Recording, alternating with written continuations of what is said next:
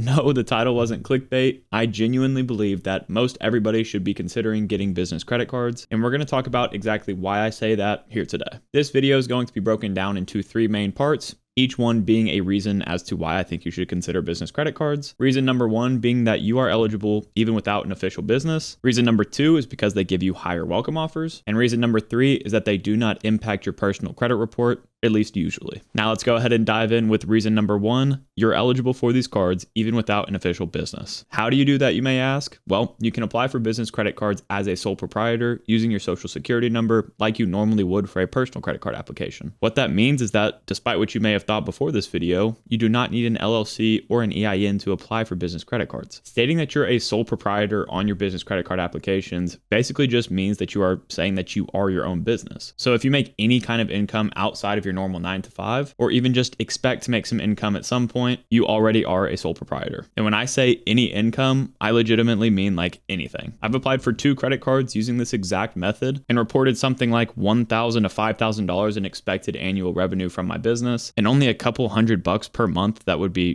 going on these business credit cards. And I still got approved for a $10,000 credit limit on my first business credit card, the Amex Blue Business Plus, and a starter credit limit of $3,000 with my Chase Ink Cash. Of course, you need to remember that the income you put on your business credit card applications should be as accurate as possible. And the reason I say that is because if for some reason they wanted to verify your income or something like that, which likely only happens if you're putting a massive amount of expected revenue on your business credit card applications, you just want to be able to justify that number. But remember that these are expected revenues and expenses you're putting on these applications. So as long as you have some kind of logic to back it up, I wouldn't worry about it much more past that. Also, I wouldn't recommend to do what I'm about to say next because I try to be as honest as possible on every single application I do. But a lot of people do apply for business credit cards with no real intent of ever forming a business or any kind of expectation of some kind of revenue coming in the future, but they have no issues getting approved for business credit cards with that being the case. Again, I'm not going to recommend that you do that. And really, in all honesty, a lot of us do have to work second jobs in this day and age to just pay for our normal needs. So I think it's relatively easy for most people to find some kind of outside income away from their 9 to 5 that they could report for these business credit card applications. Just remember to be as honest as possible, but always round up rather than rounding down. So that's the first method of applying for business credit cards. You can apply as a sole proprietor, use your social security number, and just go through it like a normal application. And the second method would be if you do actually have an LLC or an S Corp or something like that formed, you can just apply using all of that information that obviously should be more readily available to you because you are an official business. Okay, so now we know that you can get approved for a business credit card, really no matter who you are. But the next biggest question that most people have at this stage is, can you put personal expenses on business credit cards? Of course, the inherent risk with doing this is that a bank might want to shut down your card accounts because they just deem you to be too risky. And while a lot of us think that this is more likely to happen by putting personal expenses on business credit cards, there's an argument to be had that this might actually be more common the other way around, putting business expenses on personal credit cards. Because think about it, if you're somebody that just started a new business that requires tens of thousands of dollars worth of inventory and you start funneling all of that spend through your personal credit cards, they're going to be like, what the heck? Why is this person spending so much money on their credit cards that they didn't spend in the past? And they may want to shut down your account because they find you too risky. But on the other hand, when you apply for business credit cards, that is the kind of risk that they are more comfortable taking, all of that high amount of spend on those cards, which is why you see stuff like in part 2, we'll be talking about higher welcome bonuses with a higher spending requirement and also higher credit limits because they expect you to spend more on these cards. So in reality, a lot of things that might be seen as risky on the personal side are less risky on the business side. And also, if you're applying as a sole proprietor,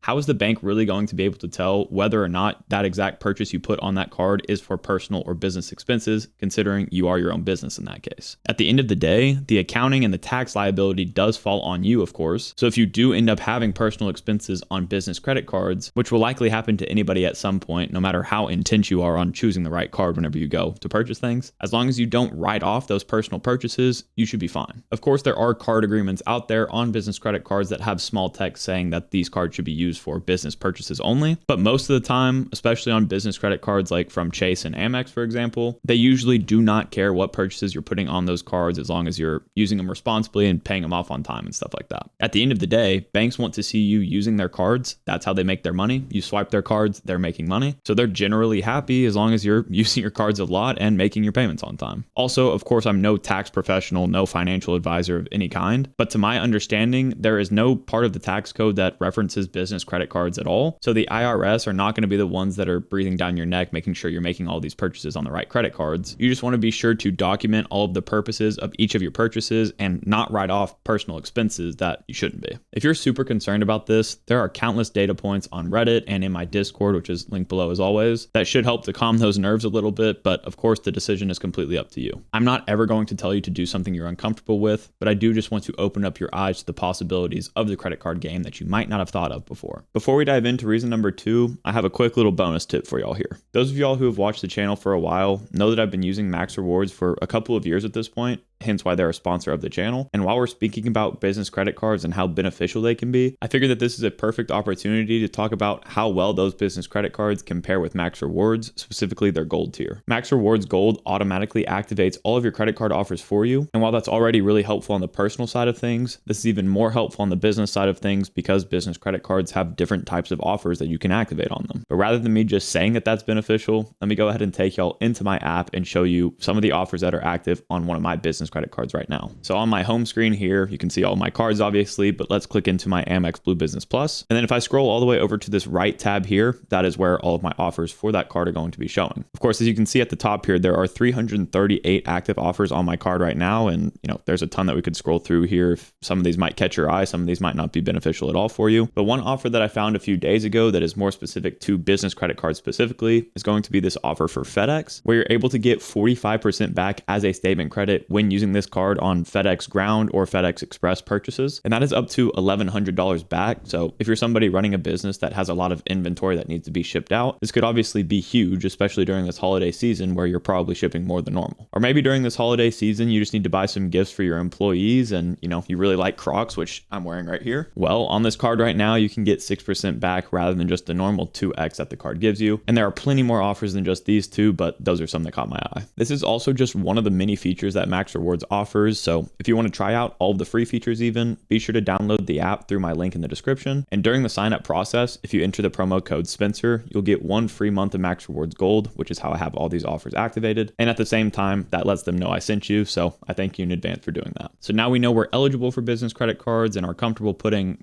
certain purchases on those cards. But still, why do we want to go through this mental hassle? That leads us into reason number 2, higher welcome offers. This is really the biggest reason that most credit card enthusiasts add business credit cards to their portfolio. Of course, there are a lot of big businesses out there that get these cards for other reasons, but for us just, normal people like myself playing the credit card game, welcome offers are the name of the game, and business credit cards give us those highest welcome offers. Personal credit cards have great welcome offers as well, but we're talking about comparing a personal version of a credit card giving you 60,000 points, for example, while the business version is out there giving you a base of 120,000 points. It is definitely a big difference and a big reason why, like I said, people want business credit cards in their setup. But before you get too excited or start typing out some kind of hate comment down below, I have to mention that these higher welcome offers do require higher spending requirements to hit those welcome offers. Let me go ahead and just run y'all through some examples to make this more concrete for you though. First, we'll take the Chase Freedom Flex and Chase Freedom Unlimited, so the no annual fee personal Chase credit cards, against the Chase Ink Cash and Chase Ink Unlimited on the business side, which are their no annual fee business credit cards. For the Chase Freedom cards, the base welcome offer you're normally going to see is for 20,000 points after spending $500 in the first 3 months. Maybe you do get some attached additional offer of 5% cash back on gas and or groceries for the first year of having the card. And also I should note that the Chase Freedom Unlimited has a very enticing cashback match offer on it for the first year, bringing your earning categories up to a base of 3x back and up to 10x back on certain categories. And of course, I have that offer linked below for you if you're interested. But back to what I was saying, the base offer is usually for say 20,000 points after spending $500 in 3 months. For the Chase Ink Cash and Chase Ink Unlimited,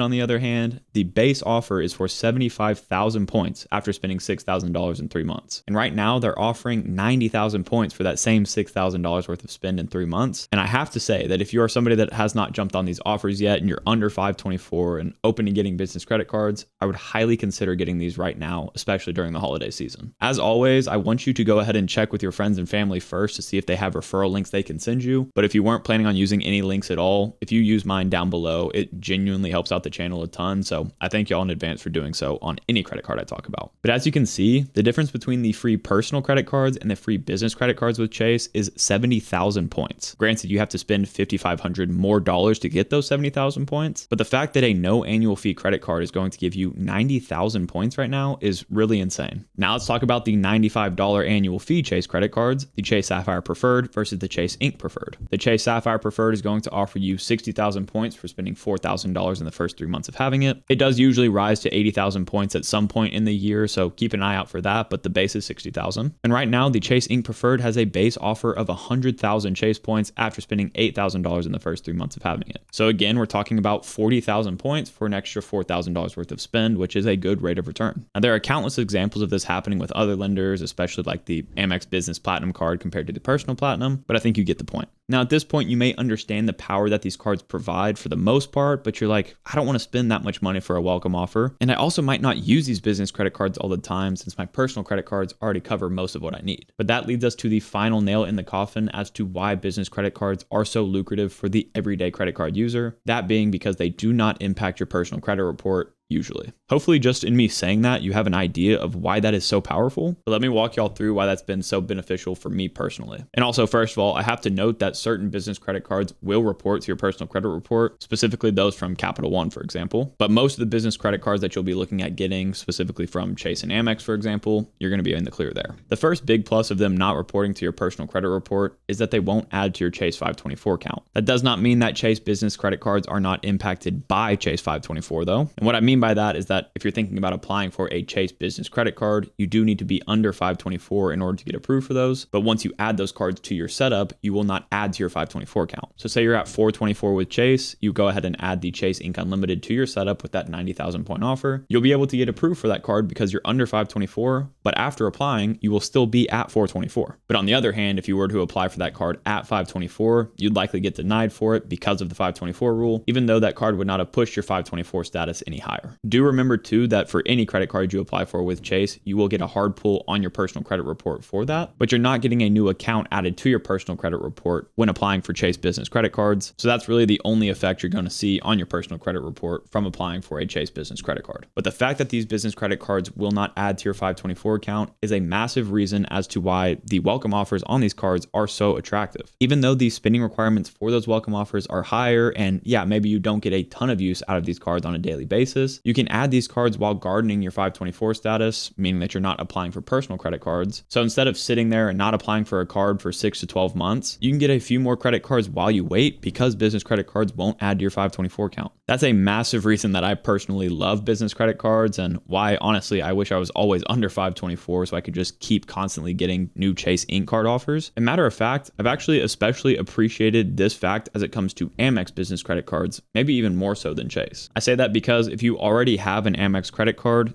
generally, Amex will not hard pull you a second time for any future credit cards. So if you're somebody like me who had the Amex Gold card and eventually wanted to get into the Amex business credit cards to start adding some more Amex membership rewards points to your account, I could apply for an Amex business credit card. Of course, 524 status doesn't matter with Amex. And not only will that card not add to my 524 status, but since they don't hard pull, it literally won't show up on my personal credit report at all. Hence why I call those cards ghost cards to my credit report. So that was the first big plus of business credit cards not adding to your personal credit report. But the second big plus is that business credit cards will not report your credit utilization to the personal credit bureaus. The reason this is such a good thing is because if you are somebody that has some really big purchases coming up, like say you're moving to a new apartment, for example, like I am, if you can't tell from behind me, those purchases can go on your business credit card and that utilization is not going to get reported to your personal credit report, meaning that your score is not going to be impacted. You could also pair this perk with a 0% intro APR period that a lot of business credit cards come with when you first apply for them. But at the same time, I would not recommend getting used to this as a habit because credit card debt is extremely serious, and I just recommend you always pay off your bills on time and in full every single month. And I've personally never used a 0% intro APR period and don't plan to because I always want to be making purchases with money that is in my bank account. But I do take advantage of the fact that the business credit cards don't report the credit utilization in the sense that I'll put larger purchases on those business credit cards. For example, if I have $5,000 worth of purchases coming up and, I could put that on a personal credit card with a $10,000 credit limit, that would be a 50% credit utilization getting reported to the credit bureaus. And since I usually keep my utilization under 10%, under 5% really by paying off my cards early, that would actually ding my credit score pretty significantly. But instead, if I put that $5,000 on a $10,000 credit limit business credit card like my Blue Business Plus, that will literally not impact my personal credit score at all. Really, the caveat to everything I just said here is to not abuse this. If you don't have money in your bank account to pay off your credit cards right away after making a purchase,